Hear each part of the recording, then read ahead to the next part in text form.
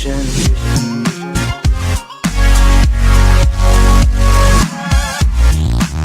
Updated October 24, 2017. 155,519 squatting in his simple two-room home. Searing serves tea and recounts the moment when he feared he might lose his grandson to the icy Zanskar River on a perilous trek to school.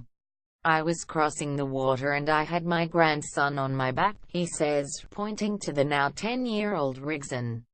"The current caught me and took me off my feet. Fortunately, another in their party was quick to grab the pair before they were swept away. The water was up to here on me," the 76-year-old says, gesturing at his waist. "It happened in the Takma. The water there sometimes comes up when there is not proper ice. I cannot tell you how difficult it is." That was several years ago, as Searing was shepherding his grandson to boarding school on a midwinter journey along what is known as the Chadar Trek. The road winds from their village in one of the remotest parts of India. During winter, this arduous and perilous journey, dependent on the river freezing solid, has traditionally been the only way to get children from the valley's high-altitude villages to boarding schools in the regional capital, Leh. "Dangerous," Rigzin says, when asked what he remembers of the journey. "So cold. It has been called the world's most dangerous walk to school." That's a hard claim to verify, but Searing can only shake his head as he recalls the many hardships of the journey. "I cannot tell you how difficult it is, all of the difficulties," he says. "There's a danger you can slip and fall down the steep mountains. Sometimes we have to fix a rope and lower ourselves down." Arduous journey through snow and ice. Searing undertook the trek because there was no alternative if Rigzin was to obtain an education. In winter, the high-elevation villages, many perched at altitudes above 4,000 meters, are cut off. Snow and ice make the steep and rough 18-hour car journey from Leh impossible. Such is the isolation and harshness of winter here that even though the government has invested in schools, it struggles to find workers to staff or maintain them. Examples of this problem aren't hard to find.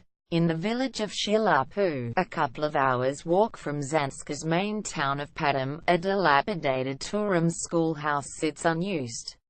Ceiling panels are missing, the windows are broken, and scrawled in chalk on the swinging door is, "Welcome to school," and below it in broken English, "This close sick."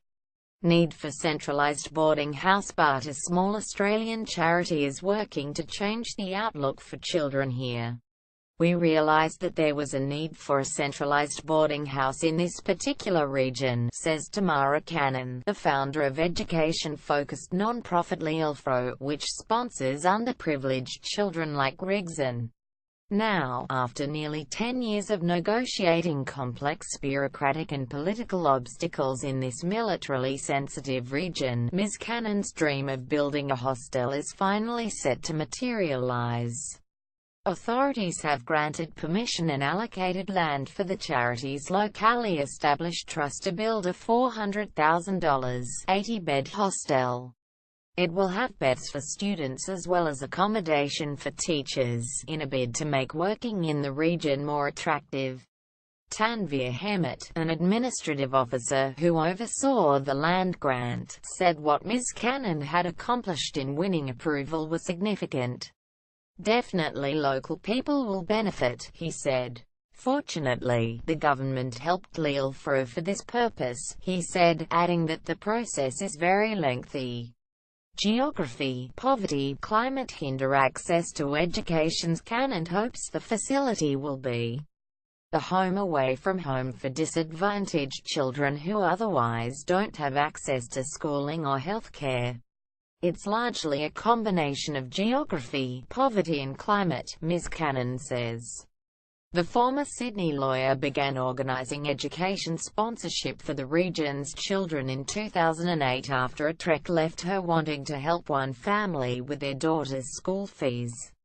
Some of the arid mountains' sharp peaks reach above 7,000 meters, and numerous glaciers make the scenery breathtakingly beautiful. However, Byzantsky's isolation means most families survive through subsistence agriculture, growing grain crops in the short summers, rearing sheep, cattle or yaks for milk and cheese, and collecting their dung to dry and burn for cooking and heating in winter. Searing does not have land and relies on odd jobs and a meager pension of $8 a month to provide for his extended family, a partially blind wife, and his mentally disabled daughter, mother to Rigson, and a 3-year-old girl, Stanson. "So for me it's really difficult," he admits.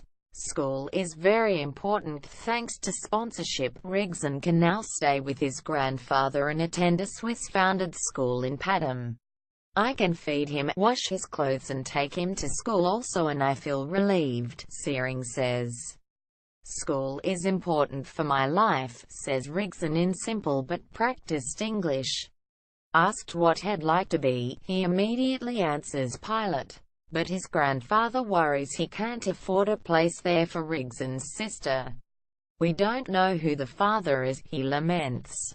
Short summers mean building the boarding house will take 3 years at least, but Searing is hopeful it will eventually bring more educational opportunities.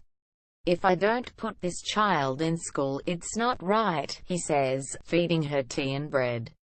"School is very important. We have to send her to school." Credits: photography Tamara Cannon, James Bennett, words James Bennett, topics human interest, education, schools, India. First posted October 24, 2017. 073537.